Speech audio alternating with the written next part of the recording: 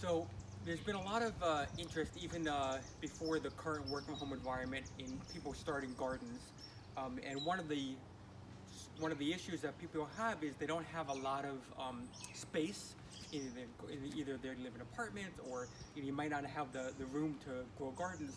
So I wanted to show everybody some techniques that I use to try to maximize the space and try to grow things vertically.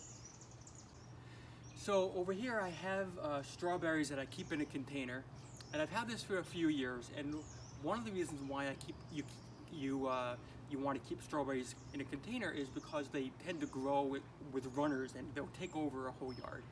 But the problem here is that I'm limited to how much I can expand it.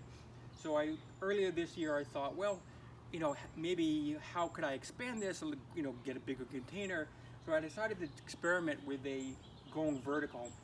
And this is just a little example, but what I did is I took a piece of PVC pipe, I cut some holes in the PVC pipe, and I replanted a couple of plants from the container into the PVC pipe. And as you can see, they took very well.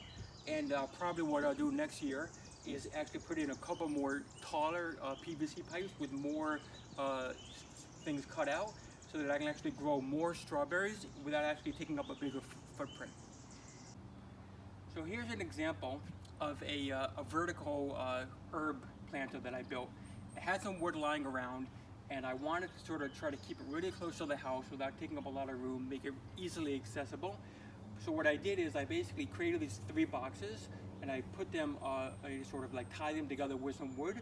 And this allows actually a really nice aesthetic way of growing herbs, and you can put anything in here. I have basil, and it's like one step from the house, and I'm actually able to pick without even stepping foot outside. So this is sort of like extreme vertical planting. Essentially, this is kind of like a shoe rack, filled each one with dirt, and then I basically have planted a dill in each one. And this way you can actually hang this over anything that you have, over a balcony, or even just straight up. I have it on this old thing that I repurposed.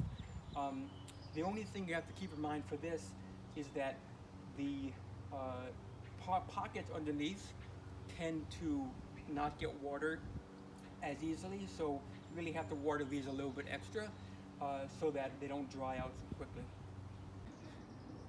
So you might have heard about people growing plants upside down.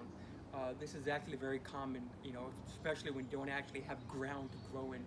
So what I did here is I took this grow bag and I cut a hole in the bottom, and literally there's dirt in this bag, and I basically put the tomato in, and what happens is the tomato actually will start to grow towards the sun, and I'm just using my swing set, which my kids don't use anymore, to basically hang these things. And I could have multiple of buckets here of all kinds of things, whether you want to grow squash, tomato, melon, or even cucumbers, and they will grow naturally up towards the sun.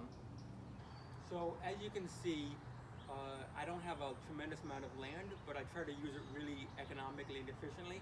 These are where I started to plant my cucumbers. I will train all of them to go up along these nettings, so that, and by the end, we'll have probably hundreds of cucumbers in a spot that normally doesn't get that much sun, and really just allows for a lot of extra growth.